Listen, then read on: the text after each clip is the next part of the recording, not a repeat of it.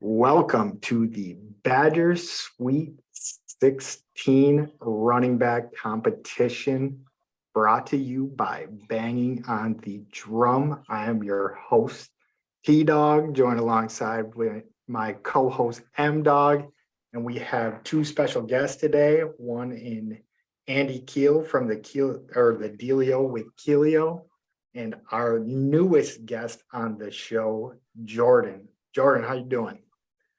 I'm doing well. I got to work on my branding apparently though. Yeah, we usually let people have one show and then they get a nickname off their one show. So you'll have one by the end here. We'll see if we stamp you with it. So how you doing, Keel? I'm doing good, guys. Sweet. Mike, how you doing? Just dandy. Can't complain about nothing yet today. So. All right, so we are going to lead into this one. So if you are a current listener, it's going to be pretty familiar of how we did the wrestling bracket challenge, but we're just condensing this into the 16 best Wisconsin running backs. And I want to say of all time, but it's more so of since we've been alive / the closest ones to since we've been alive. So we definitely are missing some of the older dudes. Keel, can you pull the guy's name that was like Crazy Legs something? Elroy Hirsch. Elroy, Crazy Legs Hirsch. Okay, so Mike got that one. But to lead this off, I'm going to have everyone go around and just say their biases and just kind of how they're going to be voting. If it comes up differently while you're voting, who cares? But how you think you're going to be voting going through. And then we're going to start with a little trivia. But first, I just want to hear how people are going to be voting. And I'll go first, just give an example. So I'm just going to be voting for who I would want on the team right now if I could have them. And I think I'm going to keep it as simple as that to break it down. But I'll kick it to Jordan. Jordan, do you know how you're going to be voting when this one's coming through? Well, I think for me, it's a combination of legacy for the program, but also, most talented. I think it's some formula of those two things, plus my own subjectivity of if you take this guy and put him in this guy's situation, might he have been better or worse? So you got a complicated equation that you're going to be rolling through your head while this one's going through. I guess so. Yeah. It's no, hard to just put it on hard to just put it on one thing because I know as soon as I do that, I'm gonna go back on it. So yeah, no, I like where you're coming from because some of these guys laid the foundation for the guys to come in the future and then like what the program became. So I like that, a little bit of legacy in there. Keel, what are you thinking? I think kind of like what Jordan talked about, just a legacy, what that person meant for the program.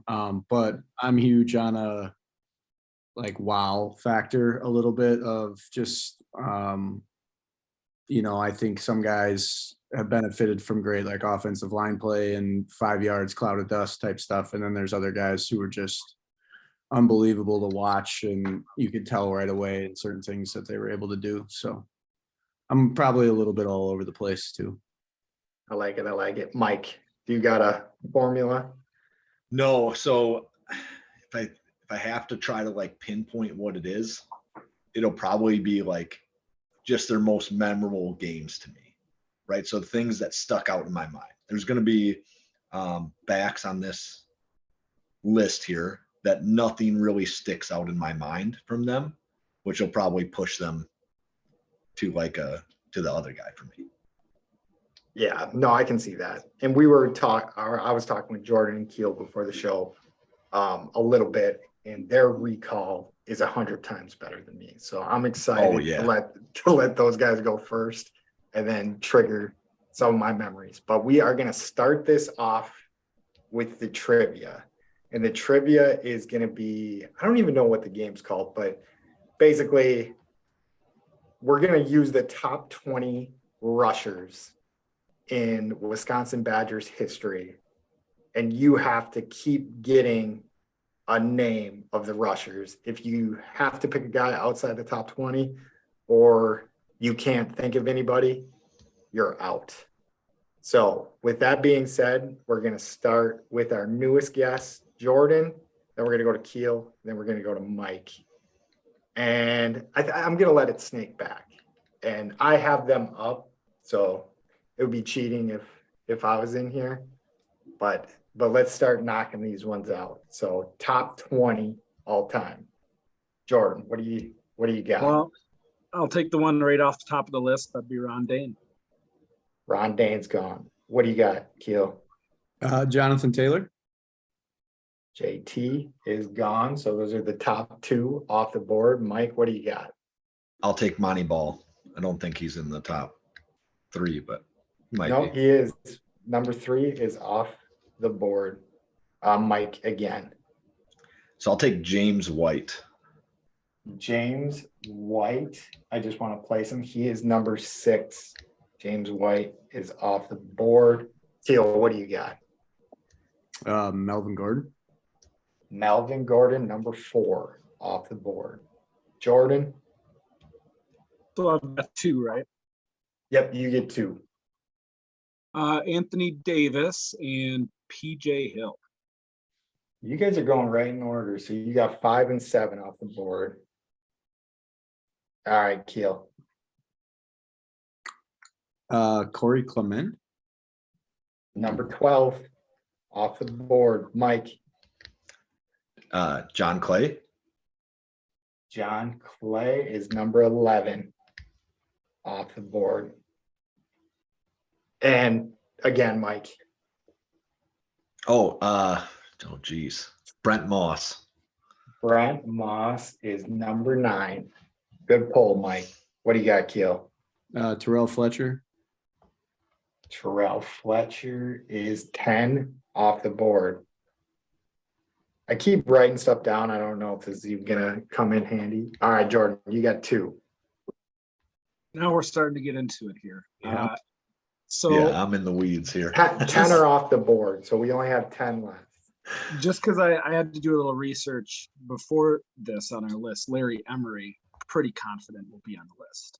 All right, that's number 13. Larry is on the list, but now you have to go one more time. Mm-hmm. I think Braylon Allen's going to crack that list already. Oh, yeah. Yep. Braylon Allen is 15. All right, Keel. You guys are doing good. I don't know. This Alan Amechi. Alan Amechi. So I think Keel is going to be the first one out of here. So Alan Amechi is not on the list, but I'm going to control F this before I'm the dumbass in this scenario. Alan Thompson, 1969 to 1971. Were you pulling for that? No, he's just That's my next one right there. Oh, shit. He's off the No, board. I'm just kidding. I'm All just right, kidding. Mike, what do you got? And I guess I just assume this guy is a running back. Gary Ellerson. Gary Ellerson. No, but Jordan, I'm going to make you name one. Must not be a back. There's a quarterback that's in the top 20. I probably could have given that hint. That's a good clue. I can't think of who that would be though. I would have never guessed it. But then when I went back and looked at some highlights, we were running the option a little bit. oh come on, you're Well- getting to him now. Not well. I was gonna try to guess the quarterback. Now I feel like it might be too easy. There's Rufus Jefferson. Is that his name? That's an old running back. I think that's the name. I might have gotten it wrong. Rufus Ferguson. I think Ferguson. is. Oh, So I think this goes down as like the first tie in banging on the drum history. But Keel, did you get the quarterback clue from? was it Samuel? Bollinger. Yeah, it was Oh, Brooke was it? Bollinger. is number 20 on the list. So that's what we got. I'm calling it a tie. You guys are all kissing your sister today. So no one pulled, but you guys did knock them out basically all in the order. You guys had the top 12 down.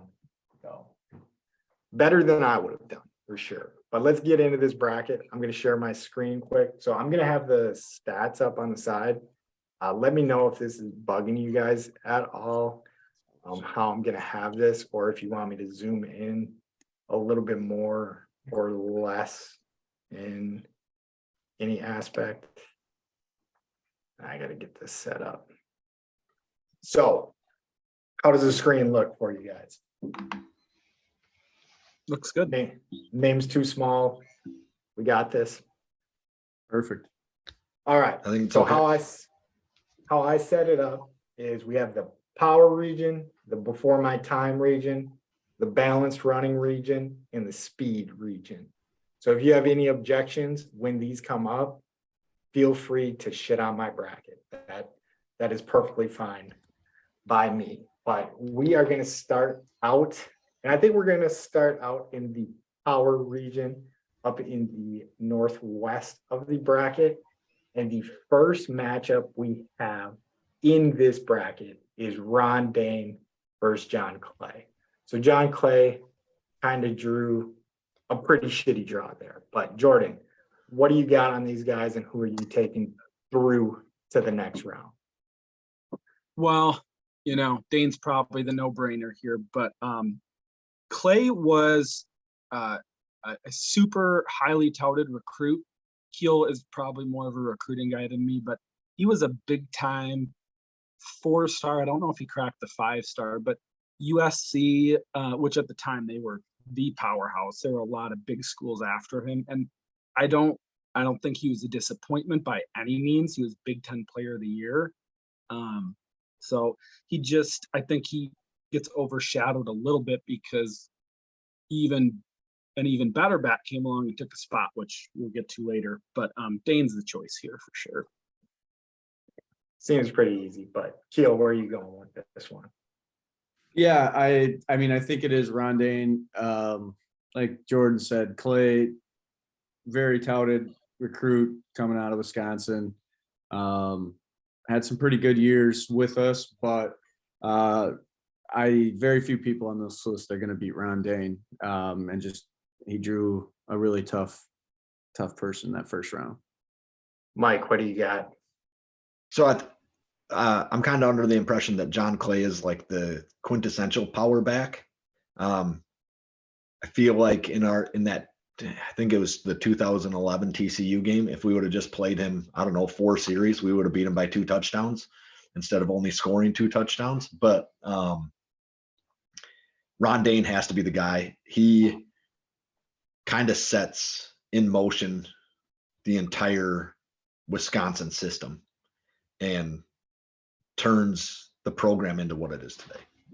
Yeah, just taking them to the next level. When we get into our next area of the bracket, these are some of the shoulders Ron Dane stood on, but we'll get there when we get there. But I'm going Ron Dane, clean sweep. John Clay drew the shit end of the stick. Maybe if this bracket was set up a little bit differently, where we just went from the best running backs to like by yards or by touchdowns or whatever you want to do, he could have drew something better. Because I love watching John Clay run the ball. But it doesn't help when you're a Wisconsin running back and you just got a bunch of people overshadowing. But anyways, we'll keep it with the power region. I'm going to start with Keel on this one. We have Braylon Allen versus PJ Hill in the last matchup of the power region. With this one, we got Braylon Allen, who's currently on the team. I think there's probably going to be a little bit recency bias maybe with Braylon Allen and just how we view him. He does draw a couple tough matchups here. But ultimately he's going up against PJ Hill, which based off his production, he should be a really highly, enjoyed player, but I never truly liked watching PJ Hill run the football. I'm not sure exactly what it was. What was his nickname? Was it like Thunder Thighs or something like that? Well, didn't he have a nickname like that? I just never really thought with him in the backfield, we had somebody that was talented and could carry us in certain ways. And I do think Braylon Allen prevents a little bit of different dynamic. I've said this before, but I think Braylon Allen being number 0 also just makes him more likable. I'm not sure why, but I just really enjoy watching a number 0 big power back at Wisconsin running the football. So I'm going with Braylon Allen. So were you a big Bradrick Shaw guy? Wasn't he a 0? He was number 7. Oh shit. I like Bradrick Shaw. But anyways, we'll kick it to Mike there. So I feel like I looked at this matchup a little bit earlier when Pat sent me the graphic, and I felt like I was just going to push PJ Hill through. I don't know why. There's nothing like that stands out in my mind about what he did. I do think that Braylon Allen being great is a recency bias for me. But when I can't think of something great that Hill did, but I'm taking Hill here. Oh, so you are taking Hill over. Yeah. So, and I was going to say that was the one thing I did change on the bracket since you've been gone. So it used to be, so when you initially got the bracket, it was Braylon Allen versus John Clay. So that might be maybe that's why I was thinking that. Like, that's a real good possibility, because I think for sure I'd take John Clay over Braylon Allen, right? Because of maybe that TCU game where he gets like one series at the beginning and one series at the end, and they dominate both those. I think I'll stick with my vote. I'm going to stick with PJ Hill. All right, Jordan, I'm going to kick it to you. Want to see some PJ Hill recall? Well, first, I just want to note that I 100% agree with Mike.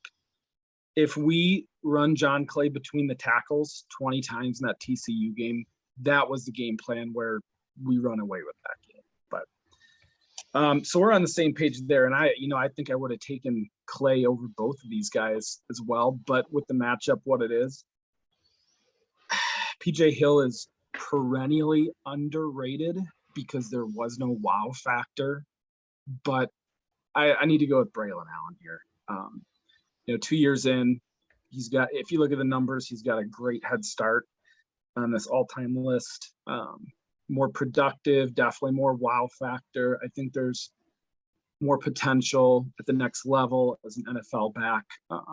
Just a more talented guy overall. So I would go with Braylon Allen, but PJ Hill was, Mr. Steady, 4 yards in a cloud of dust. Running behind Joe Thomas does help. So he's a good back, but I think if Braylon Allen gets PJ Hill's carries over the course of a career, you're going to want Braylon Allen's production. Yeah. And I agree with that 100%. And like I said, I'm going to be voting on who I would take on my team right now over each other. And it would definitely be Braylon Allen. And maybe that's just because the potential to come still is there. Because him being as young as he is, I know we hear it on every freaking broadcast still to this day. You got to think like what could he do once he comes of? I mean, I guess he probably already came of age, early bloomer, but still that young, that good. So I'm going to take him. But we are going to roll into the before my time bracket. I don't know if you guys feel like this is before your time as well. So I'll make that clear. It was before my time. And when I come into this, I'm going to be strictly looking at the numbers here. And for our first matchup, we have Terrell Fletcher versus Carl. Someone say his last name for me. McCullough. Carl McCullough. And when I look at this list, Terrell Fletcher is number 10 in all-time rushing yards with 29 touchdowns. And Carl is 16 with only 9 touchdowns. So I'm going with Terrell Fletcher, and that's all I got. And then I will kick it to Jordan to see what you got there. Yeah, Fletcher's the choice. He had a really nice NFL career too. I think he was a little more of a scat back, third down back, catching passes. I think he did some kick and or punt returning for the Chargers in the NFL. So really talented guy. McCullough, good back, but lost carries to Dane at the tail end of his career, and rightfully so because Ron Dane is Ron Dane. So I'd go with Fletcher too. All right, Andy, where are you going with this one? Full disclosure, I didn't remember who Carl was prior to this, so I had to do some Googling, but I do think Terrell Fletcher is honestly one of my first backs that I remember at Wisconsin. I think a lot of people look at Dane to like talk about like stability of the program, but Terrell Fletcher and the other guy on this list, Brent Moss, were really two of the dynamic people that led us into our first Rose Bowl, our first successful seasons under Barry Alvarez. And I just remember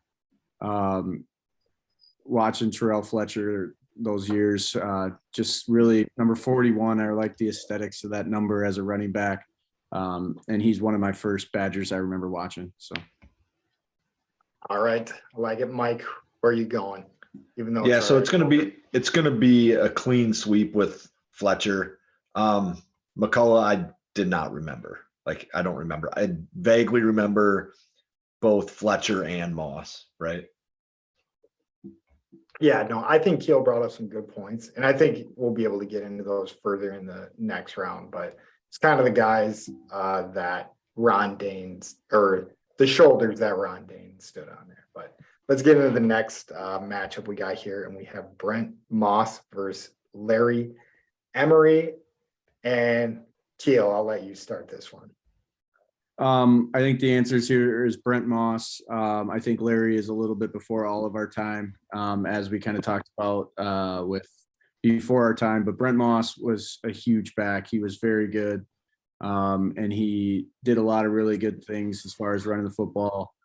I think he's often kind of forgotten, I think just because of some of the stuff he's gotten into off the field, but recently has kind of been brought up. I really think he was a dynamic runner and deserves to win this matchup. All right, Jordan, what do you got in this one? Yeah, Emery's the one that was not in my memory banks on this whole list. Good numbers though, so it definitely deserves consideration. But Brent Moss is the choice. Rose Bowl winning running back. So yeah, going with Moss. All right, Mike. Yeah, so I'm going to go with Moss as well. Did not like Emery's before my time. I'm the oldest one here. So it's not that he's bad, but I think with this crew that we have, it has to be Moss. Yeah, but just to give Emery a little shout out here. So he had 2,979 yards, averaged 5.1 yards a carry, had 19 receiving touch. Wait, no, those are 19 rushing touchdowns. Okay, and then the last one is total touchdowns. Okay, I thought it was 19 receiving touchdowns. I was like, damn, he was doing something right, catching the ball out of the backfield. But yeah, he'd have been like way before the curve. Yeah, damn good back. But I'm going to go with Moss as well, and I'm just letting the numbers speak there. So maybe we'll get into his numbers a little bit more when we get into the next matchup. Now we are going to go to the balanced running back area of the bracket. Have you guys had anything yet that you've seen? Because I was kind of worried about the balanced and the speed guys, but I guess we're getting into the balance in the speed guys, like a guy that you would have put somewhere else. Looking at this, Keel, you got anything?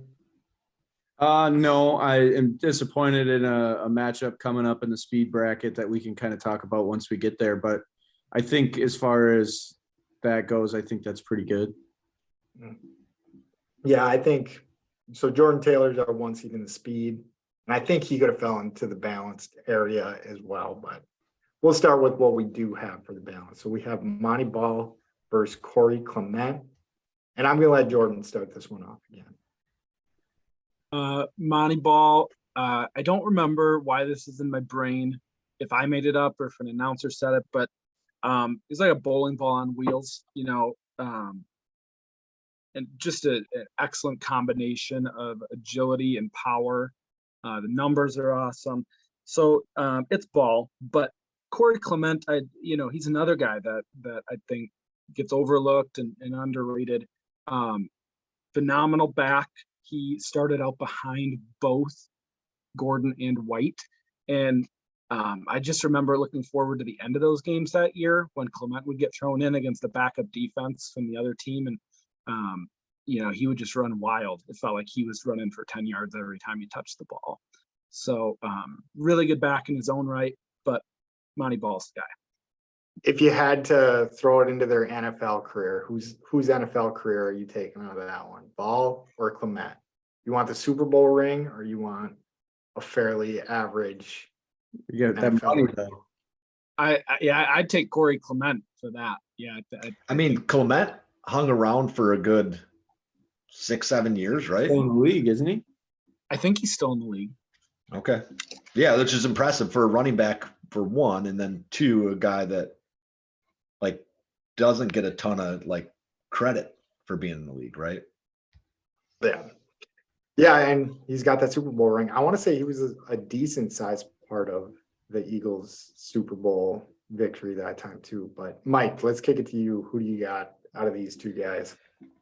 So I always got disappointed that we didn't like chase like really putting the touchdown record out of hand with Monty Ball, right? So when he was getting his touches, so was James. I think James White had 10 touchdowns the year that Monty Ball broke the record.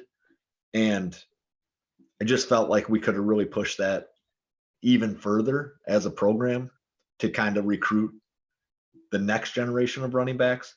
So Monty Ball was always kind of my guy. I liked Monty Ball. He was dominant. I thought he was going to be really great at the next level as well, but very good running back. Going to take Monty Ball here. I like Corey Clement too. I think he just kind of got lost in the years right after the dominance that we had at running back the previous 4 years.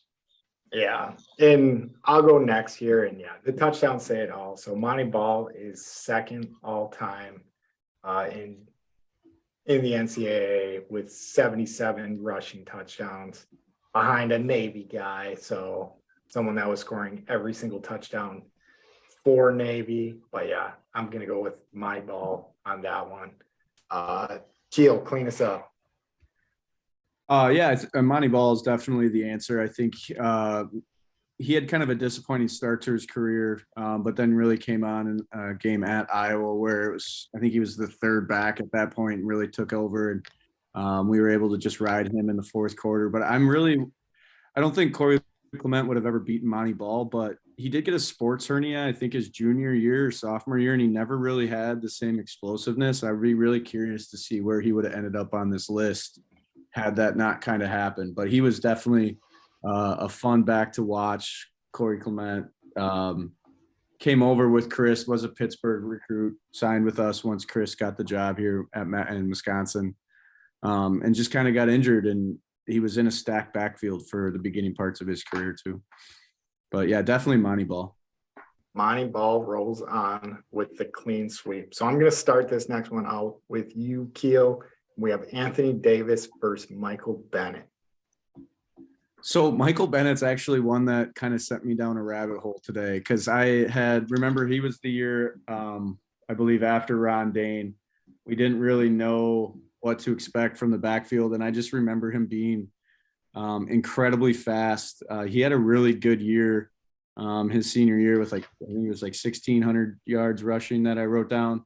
But I had Monty Ball lower on my personal list, Michael Bennett. And then as I was looking him up, I jumped him 4 spots ahead of a bunch of guys.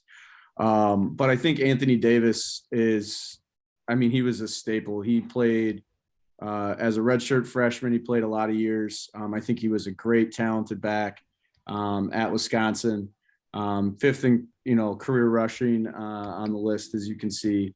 And I think he just takes it here, but I did have a good time going down the Michael Bennett 1 year at Wisconsin rabbit hole. Yeah, he was going to be part of our jailbird part of the bracket because what do we have? We have Michael Bennett And then who was the other guy that? Brent Moss for sure. Larry Emery was arrested. But so we could have had a whole region that had been arrested before. Mike, before you got on, we were talking about Larry Emery's elusiveness because he not only was arrested, he escaped from jail as well. So, Oh, geez, he should have got through just for that. yeah, 99 elusiveness rating on college football. He was slippery. But anyways, let's reiterate. Who you went with Anthony Davis on I that went one? with Anthony Davis. Yep. All right. So Jordan, what do you got on this matchup? This is of all the matchups in this first round here, this is by far my favorite. I think you can make a really good case for either one of them. Bennett is probably the most physically gifted back on this list. He was an Olympic level sprinter. I think just by a hair, he missed qualifying for the 100 meters in the Olympics. Just blazing speed. Forget what his 40 time was. It was right around 4.3 if I remember correctly. And yeah, he was just waiting in the wings behind Dane. And then got the one season as the featured back. And I'll tell you what, if you went down a rabbit hole, Keel, I hope you watched the YouTube clips because man, that guy could fly. Yeah. And a really good NFL career too, before some personal issues, which we alluded to. So I'm a big Michael Bennett fan, but Anthony Davis, I have a real soft spot for him. I think if he stays healthy, because he had some injury problems too, and lost some carries later on in his career at Wisconsin. As a freshman back, I think he's right up there with Dane and Taylor for like early production in their careers. I don't remember exactly what his freshman numbers were, but he looked awesome right out of the gates. And by the time he got to the pros, the injuries slowed him down a little bit. I'm going to go with Anthony Davis in this matchup, but this is a really, really fun comparison here. Yeah, and to allude to some of the numbers, I pulled his freshman stats up here. So 291 attempts, 1,466 yards, and 11 touchdowns in his freshman season. And so, yeah, I'm going to jump in here real quick. Jordan, I don't know, or Mike, or Pat even, I don't know if you guys feel the same way, but Anthony Davis is like the first back that I like remember like watching and knowing kind of like what was going on with the game of football. Like the other guys, it was great. Watching, parents cheer, things like that. But watching Anthony Davis was the first back that I felt like I was rooting for, knew that he was good, knew what he was doing, and kind of come of age moment with him over those 4 years. Yeah, no, I'll agree with you because even in the like before my time region, so Jordan and I were talking about this, how like I feel like I remember a lot of what Ron Dane was doing. And the first game I ever went to, Ron Dane was running all over Illinois. But I don't think if it wasn't for the legend of Ron Dane, I would have remembered him that much. I think going back and watching some of the highlights of Anthony Davis, yeah, Keel's right. Like that's the first guy that I remember being the guy. And then I don't remember a year where Wisconsin had a bad running back really after that. But yeah, Anthony Davis was definitely that dude. So I forgot where we were in that. So I think you just did your pick. Everybody else took Davis, correct? So 3 Davis votes. Okay. So I was the last one to pick here. No, so I did not pick. So I think that I would take Davis because I think these guys are essentially equal in my book. Michael Bennett, very explosive. Anthony Davis, like he might be the guy that I remember like just being good. And I want to say that part of his NFL career being short was the fact that he was like, had like a 4.0 in pre-med at Wisconsin or something like that. I remember like some stats being thrown out by the announcers that were like, Anthony Davis was incredibly intelligent, right? And so, but my big knock on Michael Bennett is he got drafted by the Vikings. Nothing he can do about that, but like that's a problem for me. So I'll go with Davis as well. Him and Erasmus James, they got that stink on them. Yep. All right. Next, we are moving to the speed region of the bracket, and this is where I'm gonna guess where Keel has his little bit of beef in the 1 versus 4 matchup in here. I'm just guessing, but I'm gonna let Keel explain it. So we have Jonathan Taylor versus Brian Calhoun in the 1 versus 4 matchup. What do you got, Keel? Yeah, so when I was doing my research like on these players and everything, I was very curious on how far Brian Calhoun was going to go. I didn't know how you were going to break the bracket up. I think the seeding and everything is just fine with how you did it with where he's at. But he played 1 season at Wisconsin, and he was kind of an electric athlete. He had a really great year receiving that year as well, and he was basically one of the only offensive weapons we had. And if I remember correctly, the defense that we had that year was just horrendous. So we were constantly trying to use him to score points. And I think he just got the worst draw out of just about anybody besides maybe John Clay. But going up against Jonathan Taylor and just in this speed bracket alone. But he's one of my favorite backs that I've watched at Wisconsin. He was elusive. He was more of a smaller guy. It was kind of the first like transfer guy that I ever kind of remember paying attention to and like being like, oh wait, he went to Colorado. He sat out here trying to figure out what that meant, which is kind of hilarious to think about how college athletics works now. But Brian Calhoun is up on my like personal list. He was the 5th guy that I had written down as like my favorite, like who I thought was really good backs. But just like looking at his draw and at this list, with how you broke the bracket down, which is fine. I don't think there's anything wrong with him being a 4 seed, but I really enjoyed Brian Calhoun. He had the visor, like he just looked cool. Like, I don't know. He was one of my favorite backs to watch at Wisconsin.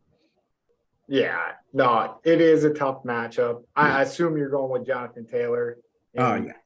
After the whole spiel. But yeah, I love Brian Calhoun. Like I do like one of my first memory of him was running all over Bowling Green. I think he ran over him for like 250 yards in his first game as a Badger. And I think if we could have put some of his Colorado stats here, he would have stacked up a little bit better. But even with those, I don't know what Colorado was doing wrong, not using him as much as they should have. Then I want to say he went to the NFL. This might be stupid. This might be like a rumor I hear, but I think he like either had a kid or like just had to like take care of more shit than someone that young should have to take care of, and was like, I'm gonna go to the NFL because I'm gonna get money.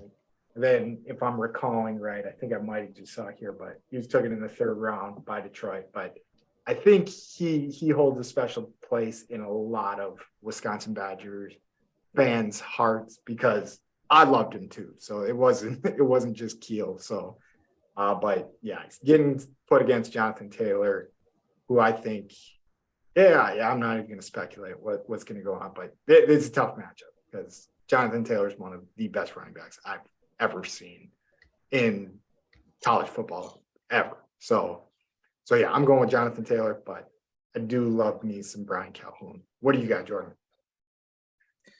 Yep. I'm also going with Jonathan Taylor, but want to give Brian Calhoun his due. I was going to mention the Bowling Green game as well, and it's a really memorable game. I think that was a 6-touchdown performance, 5 or 6 touchdowns. I think it was 6 though, and great pass catcher out of the backfield. For whatever reason, I remember that season. We didn't have cable or satellite or anything, but a lot of those non-conference games back then, the way to watch them was they'd replay them on PBS at like 10 p.m. And so I remember staying up late because you knew what happened in the game.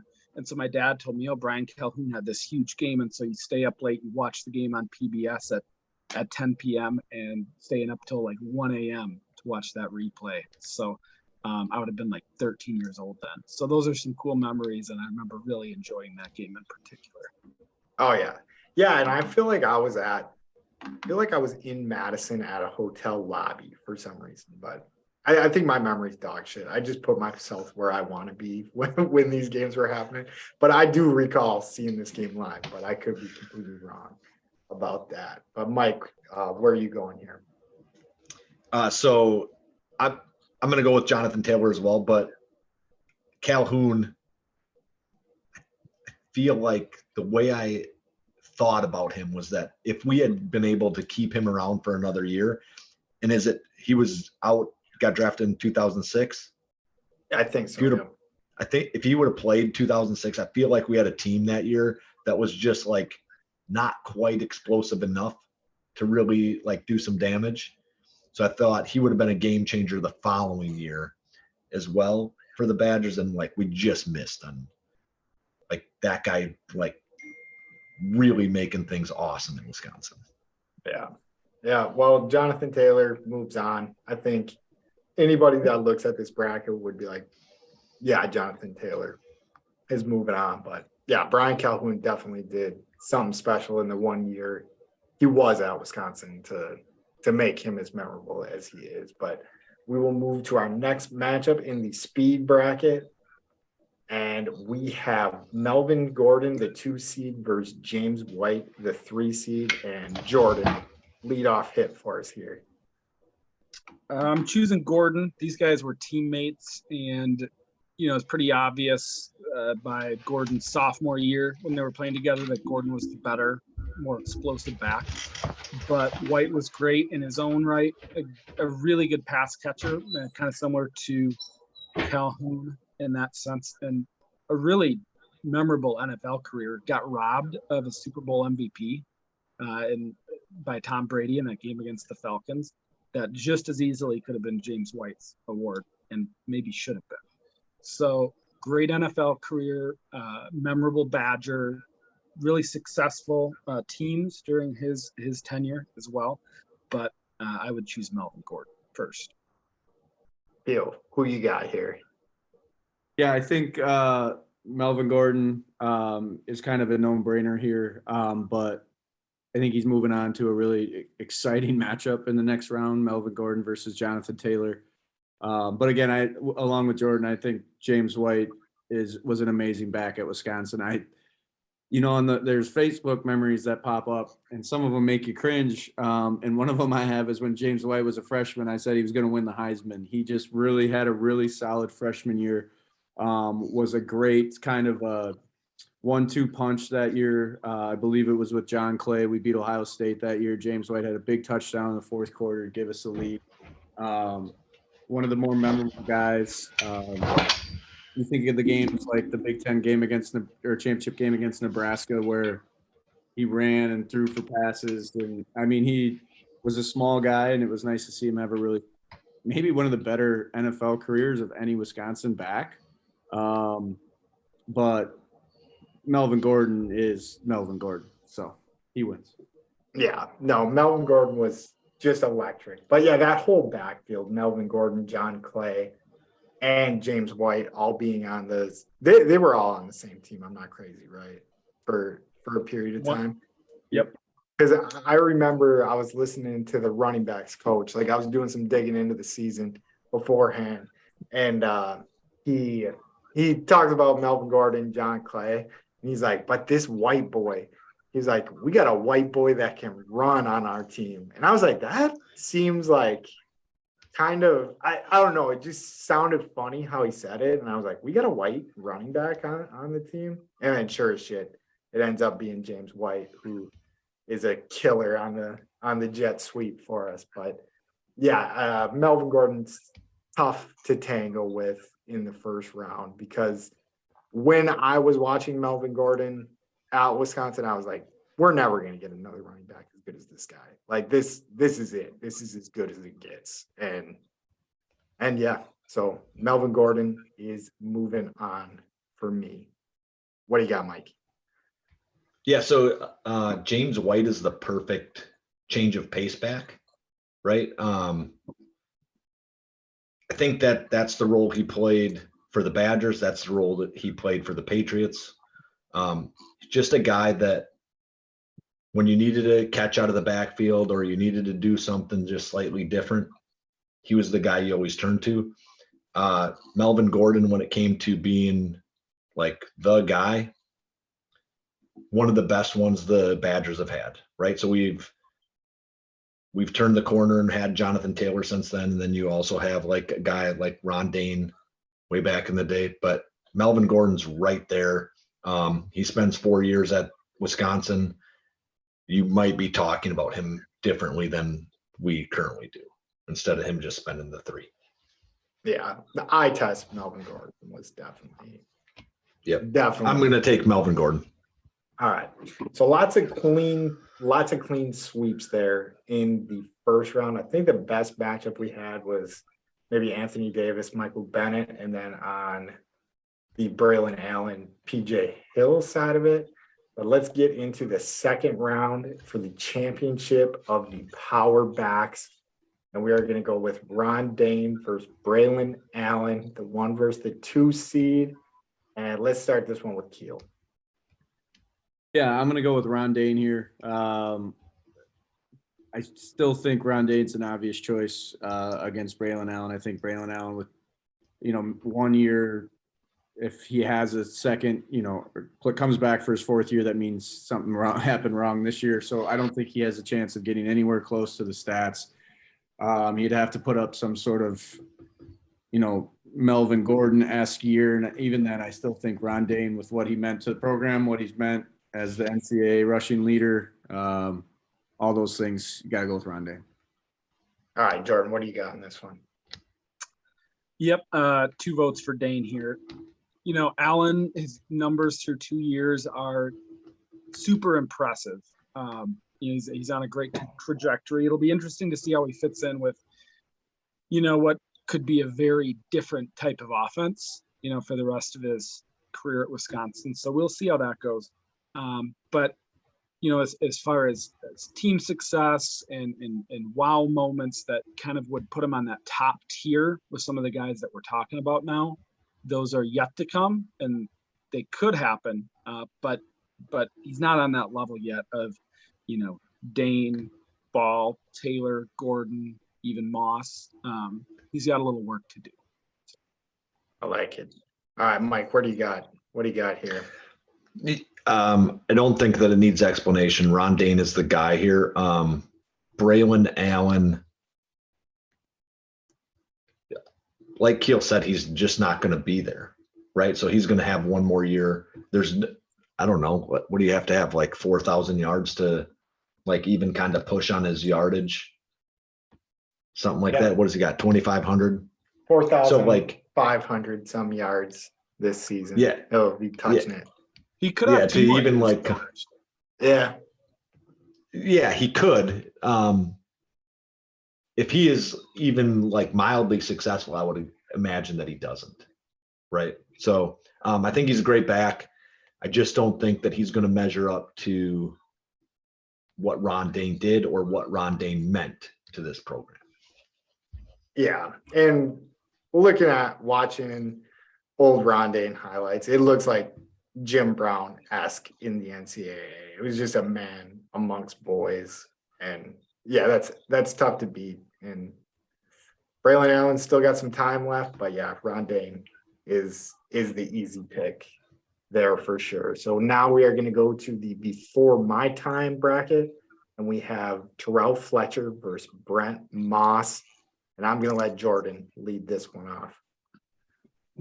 So Fletcher, it's great back, way better pro career. We talked about some of the reasons why, but Barry Alvarez would have chosen Brent Moss, and I forget exactly what the quote was from Alvarez, but of any Badger back he coached, which he included Dane in this comment, if he needed 1 yard, he said Brent Moss is my guy. So I'll defer to Barry Alvarez on this choice. And real close, but I will say Brent Moss. All right. I don't know anything about this matchup, but I'm going to be the devil's advocate just when it comes to yards per carry. But I want to know, obviously we're Wisconsin football, but these guys both played from 91 to 94. and they both had 3,400 yards apiece. Fletcher had 29 touchdowns. Moss had 34 touchdowns. But I'm going to give Fletcher the slight edge because he gets 5.6 yards per carry. So he gets a first down on every 2 carries, where Brent Moss has 4.9 yards a carry. Other than what you just said, almost just flipped me with the Barry Alvarez 1 yard guy. But just to make it a little bit interesting, I'm going to go with Terrell Fletcher in this one. And like I said, I don't know shit about this one. So, Keel, what do you got? I think from like the before my time, we talked about how Terrell Fletcher was kind of the first guy I remember seeing, run the football, be a star at Wisconsin. But my dad and I have actually had this conversation, and my dad, I was locked in during that Rose Bowl season, and he chose Brent Moss, and he did say the same thing that Jordan brought up about Barry's quote about if he needed a yard, he was going to get him. So I will also go with Brent Moss. All right, Mike, you gotta clean it up. Do it for us. So I'm gonna make an argument for Brent Moss here quick with this 1 yard thing where Pat ripped on him for only rushing for 4.9 yards per carry. But maybe like he just got more touches when they needed 1 yard. So that pulls his average down a bit, right? So when Barry Alvarez needs a yard, he's handing it to Brent Moss and he gets 3. That pulls his average down. So, but I am actually going to go with Fletcher because for me, name recognition is higher there, right? So I remember both of them. I remember like little things about them, not a lot, right? So I'm pretty young guy when these guys are on the team, but I do remember like both of them had highlights during some season. Don't even know which one it was, right? Have no clue. That I would see because I watched a boatload of ESPN during that time. But Fletcher definitely has a name recognition for me over Moss. And so I'm going to go there, and I'm going to send it over to Pat to really make the deciding factor here. And I don't know if we explained how we do deciding factors for when we run into a tie on this. But we're going to use a coin flip app, and I'm going to go 3 in a row. Jordan, is Moss heads or tails? Moss, let's go with heads. All right, Moss is heads. First one is tails. This app isn't as fun as the other one that I had. All right, so we got one Fletcher. Oh, now we got one Moss. So for all the marbles. Oh, and Moss moves through to the next round. I'm actually very happy about that because Jordan definitely sold me on Moss. I thought everybody was going to go with Moss, so I thought I was just going to be the asshole bringing up the other side. But Moss moves on to the next round to run into Dane, and that was another reason why I didn't give a shit who I picked because his next matchup is going to be tough. But let's get to the balanced running backs. And we got a good matchup here. So we have Monty Ball versus Anthony Davis. And Mike, I'm going to let you start one here. All right. So I think I'm going to go with Monty Ball here. I love both these backs. When Monty Ball was at Wisconsin, the whole team was just rolling. They were a team I thought like legitimately could compete for a national title at least a couple of those years. And he was a big piece of that. So I'm going to stick with Monty Ball here. All right, Keel, what do you got? The battle of 28s. I'm going to go with Monty Ball as well. I do think Anthony Davis was good, and he had a talented backfield. We played 3 backs with around Anthony Davis, just like we did with Monty Ball. But if you look at the backfield that Monty Ball was able to put up the numbers that he did with sharing carries, whether that was with John Clay or James White and Melvin Gordon, I just think that even elevates Monty Ball a little bit, just having to battle with those guys for carries. Those guys were well deserving good pros, and he was the leader of that backfield. And it wasn't even really a question that he was the number one guy when he was there with those two guys. So, All right, Jordan, I'll let you decide or keep this battle alive. Ultimately, I'm going to go with Monty Ball, but a part of me does wonder if you took Anthony Davis and set him in the offense that Ball got to play in the back-to-back years with Tolzien and then with Russell Wilson, I do wonder what Davis's numbers might have looked like, and maybe they could have even matched Ball's. But it's hard to argue with what Ball did when you look at the yards, the touchdowns, and the highlights of the team success during that stretch too. So it's Monty Ball. Yeah, and Monty Ball moves on through, and 83 total touchdowns. So I think Ron Dayne's the next guy in line if we're just looking at this, and he's got 12 more touchdowns than Ron Dayne. So yeah, Monty Ball will get through just purely on numbers, and like you guys all iterated, was the team was just clicking at that time. So next matchup we got here, Jordan, I'm going to let you lead off, hit this one. We have Jonathan Taylor versus Melvin Gordon. And what do you got? I'm guessing we've all been looking at this matchup. Like we all knew that these two were going to butt heads once you saw how the bracket was put together.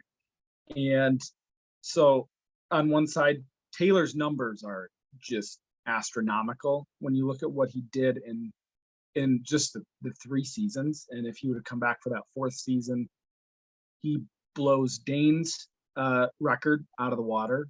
Not even close. On the other hand, you have Melvin Gordon, who probably the greatest single season by a Badger running back. I know he didn't win the Heisman and Ron Dayne did, but if you compare the numbers from those 2 years, Gordon's is more impressive. And Keel talked about the wow factor. To me, Gordon is like the ultimate wow factor Badger running back. And I'm going to go with Melvin Gordon here. And this is good. This is one of them where it's going to run contrary to how I might justify some of my other choices, because Jonathan Taylor's production is better than Gordon's over the course of a career. They both played the same number of seasons, but Gordon's peak and some of the runs and moments and games, individual games, this is probably my most off the wall pick so far. Maybe I'm wrong about other people's choice here, but I'm going to pick Melvin Gordon. All right, Mike, I'm going to kick it to you on that. Yeah. one. So this is a battle of like guys that I really, really enjoyed watching play football. I do think that like Melvin Gordon for sure is a flashier back. It would have been interesting to have him be the main piece his freshman year, right? To be the guy that gets the ball 15 to 20 times instead of 3. Where Jonathan Taylor was probably getting 25 touches his freshman year. Yeah, this one's a really tough. I think I'm going to go with Jonathan Taylor here. I think that just his overall production, I got to give it to him. I love Melvin Gordon's like career at Wisconsin. I love what he's done since he left Wisconsin. I think that he's had a really plus NFL career, even though the last couple he's had to bounce around a little bit. But as far as overall production goes, I think I got to go with Jonathan Taylor. And we mentioned the Heisman. Like, I don't think you can put the Heisman like trophy in any of this, because to win a Heisman as a running back from a team that doesn't win a national championship, I think is almost impossible in today's football game. Like Monty Ball finished after another running back the year that he broke the touchdown record for a single season, which doesn't make any sense at all. So like the way they vote is determined partially, at the very least, by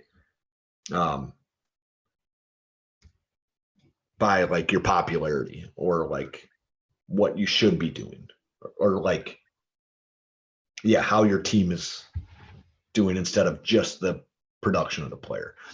So I think like moving forward, I won't hold that against a guy if he didn't get that, right? Because they're going to give it to a quarterback almost 100% of the time. Yeah. I guess though, but that kind of does speak to like Ron Dings. But whatever. This is definitely the toughest matchup that we came to. I'm gonna go here quick because I think I'm gonna do a little zag on myself as well. And like I said, when I seen Melvin Gordon running the ball, I was like, Wisconsin's never gonna have a running back this good again. Like, I really did not think we were gonna be seeing someone as electric as that coming in. And then Jonathan Taylor comes and he's just as good, if not better. I think it's very even. And I think some of the stuff that Melvin Gordon did in his career, where 2,587 yards in a season, second to only Barry Sanders, single game. He held the rushing record for what was it, like a day? When It was like a week. Yeah, it was almost nothing. So in a single game. But yeah, I'm gonna go Melvin Gordon as well. I love Melvin Gordon, and I'm gonna let Keel clean it up and see if we need to go to the coin that I already exited out of for some dumb reason. I was like dreading this matchup after, like, as soon as Mike, I agreed to come on, I knew eventually at some point I was going to have to pick between these two guys. Jonathan Taylor, I remember watching him as a freshman and just, comes in as a recruit, flipped him from Rutgers. We didn't really have many options at running back. And then for him to get the start, you're kind of curious on what he's going to look like. Redshirt freshman, not really sure. And you're just watching him. I just remember talking about how he's just going to be a good back. Like, he just has the vision. He has the jump cuts. He has the speed. He looked like he had the total package. And then there's Melvin Gordon, who, even when he ran between the tackles, just always seemed to kind of make it a jet sweep where he would hit the sideline and just have these long strides. And I've been killing myself over this, but I'm also going with Melvin Gordon. I can't believe we had three people. I thought I was going to be on an island, just like Jordan was talking about. But just watching Melvin Gordon run the football was a wow factor. And I talked about the wow factor. Jonathan Taylor, probably the second on that list. Michael Bennett's a little bit too before my time and only had the one season. But if you look at the yards per carry that are up on the screen, Melvin Gordon has over a yard average per carry better than anybody else on that list. And it's not like he has no carries. And, you think like, oh, if he gets 300 more carries, does he still have the same average? And I think he does, which is crazy. So I think that's where I kind of lean to. I think he was the most fun offensive player that the Badgers have ever had. Even when he wasn't the main back, you knew when he touched the ball, it was going to be special. And he's insane as a running back in college. And I think he had a really good NFL career. Fumbles, which were a problem in college too, kind of showed up in the NFL, but he'd fumble in college and then he would run for 65 yards on the next play and score a touchdown. It's Melvin Gordon. I can't believe we went 3 for Melvin on that one. Kind of shocked. Yeah. No, So what is his attempts versus like the top 4 guys there? So he's got like 300 less attempts than the other top 5 rushing totals. Is that correct? Yeah. So Jonathan Taylor, 926, Melvin Gordon, 631, and it's about 1,000-yard difference between the two. Yeah, 1,200 yards. Yeah, no, that one surprised me too, because Jonathan Taylor was so good. But I think that's the toughest matchup. And in the way I set up the bracket, definitely could be a Final Four matchup for sure. Probably should have been a Final Four matchup between those two. But that is not the way we set it up. We are going to go to the winner of the Power region versus the winner of the Before My Time region. We have Ron Dane versus Brent Moss. And I'm going to be boring here, so I'll go first. And I like the insight that Jordan and Keel has given me on Brent Moss today. Like, I did try to look up highlight videos, but I think it's before people were clipping highlights like they are now, just to see what he was doing. And it's cool to hear like the shoulders he stood on in Brent Moss, and then Terrell Fletcher. I did not realize we had two really good backs like that right before Dane, but it's Ron Dane. I'm going Ron Dane, and it seems too easy. But Jordan, what do you got? I'll keep it quick to Ron Dane.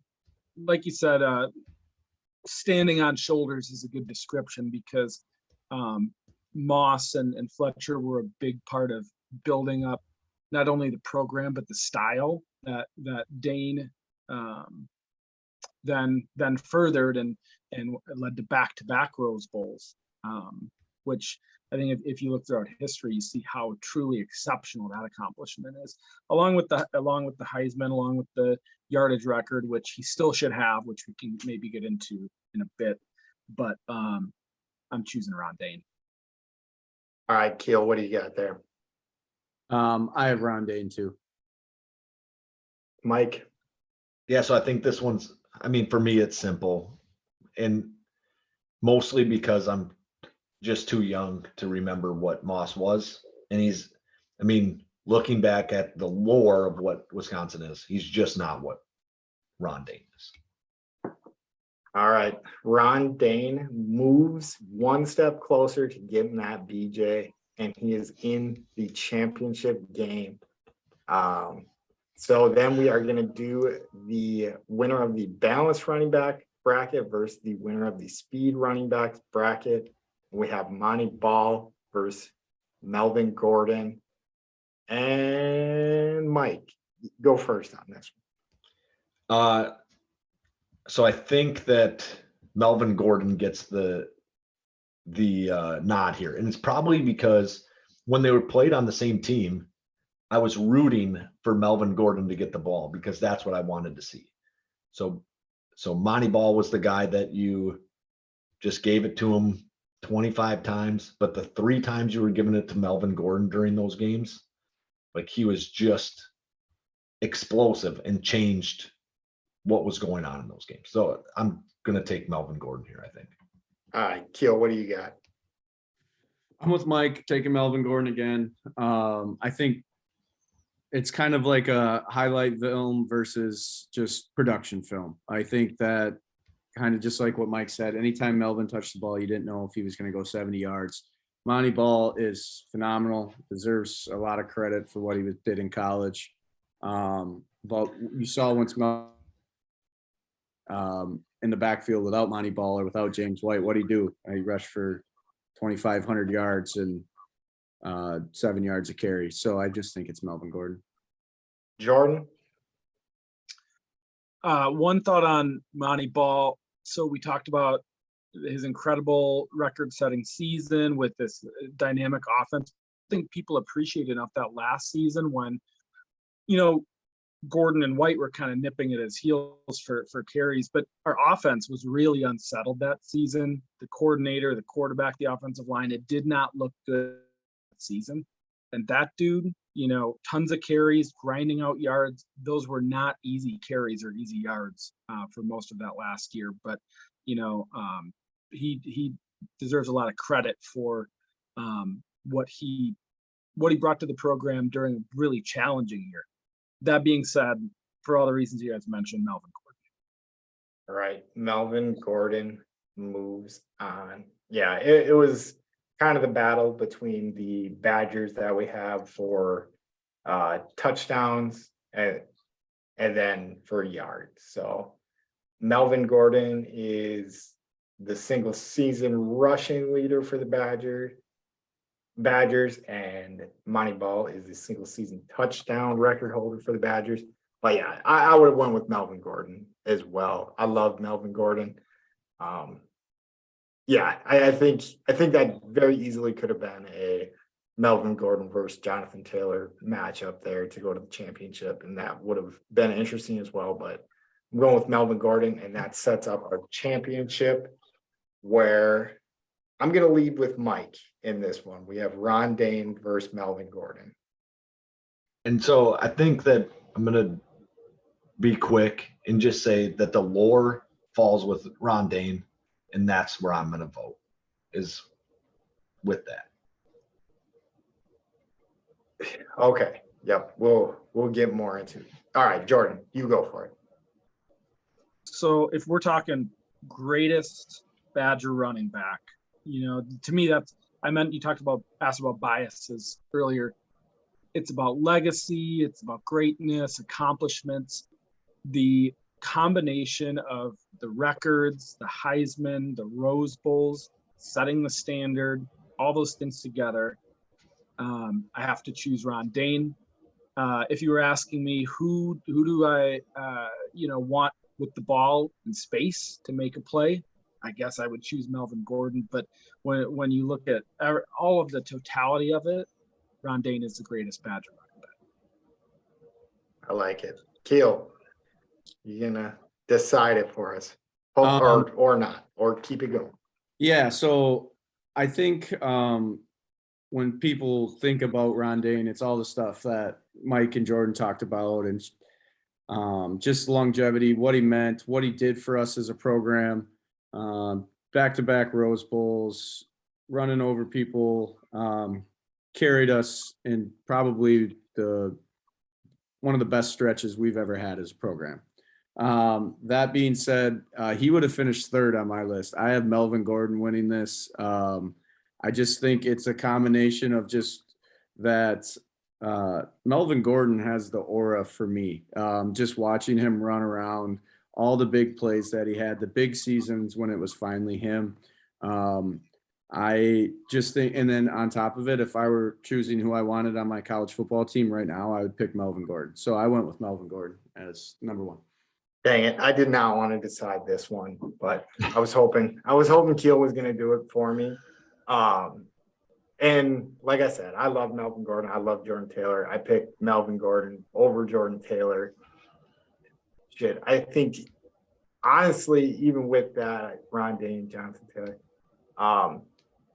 and I said my voting was going to be who I would want on my team right now. Who do I think this team would be better with right now?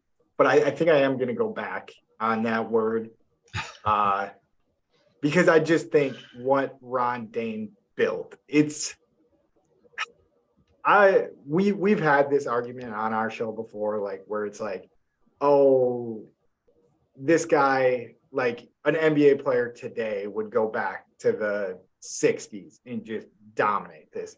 And I don't think we quite have that stretch in this, but I think there's a little bit of that. And just with the way Ron Dane looked against the players he was playing against at the time he was playing, I just think he's better. I think he was better in his time. And I'm going to go with Ron Dane because that's what this program kind of was built on.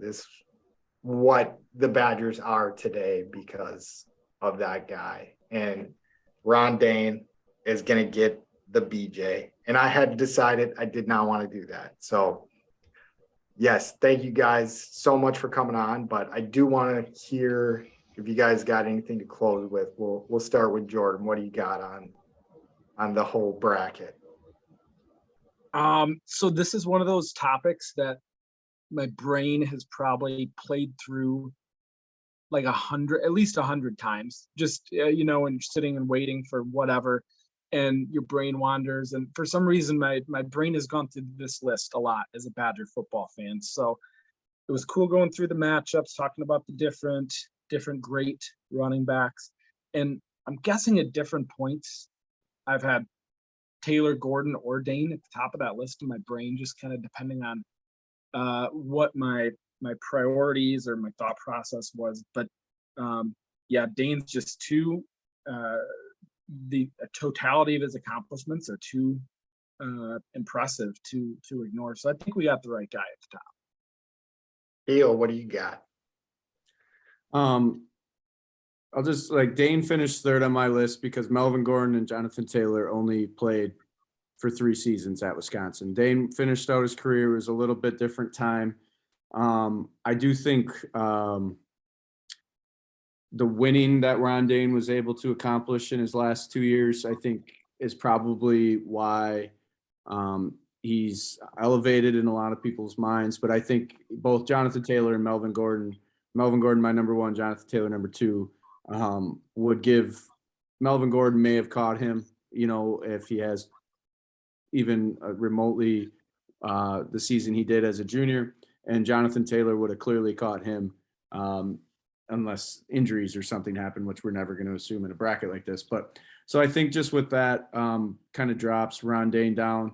I wonder if some of it's maybe recency bias. I was 12 or 10 years old when Ron Dane was running around.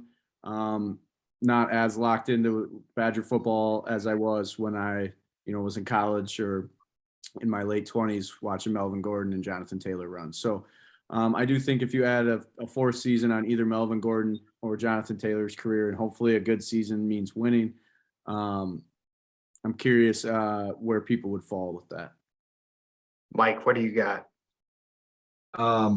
Like I said, I think the lore is what puts Ron Dane there, whether that's historically accurate or not.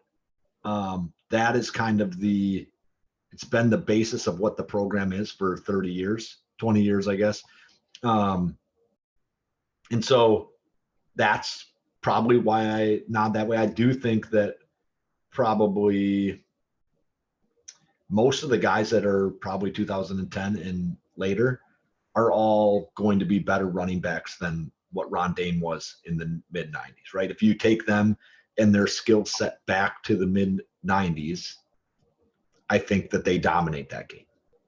That's what I believe most sports are, is that you build on top of the skills that you see previously, right? So the best wide receiver in the NFL is Jerry Rice, right? He's got all the stats and everything like that. Well, as soon as he started doing crazy stuff, then the next guy does crazy stuff. And when Moss is catching the ball over top of everybody's head, while he's one of the greatest that have ever done it, the next 15 wide receivers have all at the very least attempted to do that and tried to do it. So they've honed that skill the same way Moss did and moved forward. So I think Badger running backs fall into that same category, is that they see what Ron Dane and Michael Bennett and Anthony Davis and all these guys have all done, and they step on their shoulders and they move the program forward. And so are they better overall backs? Yeah, but do they have the historical significance that Ron Dane does? I don't think so. So I'm going to give it to, that's why I think Ron Dane's the right pick here. Yeah, and I guess my takeaway from it was actually harder than I thought. I thought it was going to be an easy march for Ron Dane and Jonathan Taylor to meet up in this matchup. But I guess to not like defute your point, Mike, but like something that I think is interesting is the guys who played earlier that I think could still play and have success today. And I think that's like the Ron Danes, the Jim Browns, like those guys, you put them on the field today, they're still fucking beasts in today's game. And legacy. So I ended up falling back to legacy when I told myself I wasn't. So yeah, I could have went a lot of different ways with this, but thank you guys so much for coming on. Your guys' insight and recall is definitely better than ours. Yeah. And it was nice to have. So thank you. You guys for so sure much. made the draft. Thanks, guys. Like you Thanks for having guys. us. Yep. All right, we will close out of here. And thank you all for listening. Please like, subscribe, download, and keep on listening. Thank you.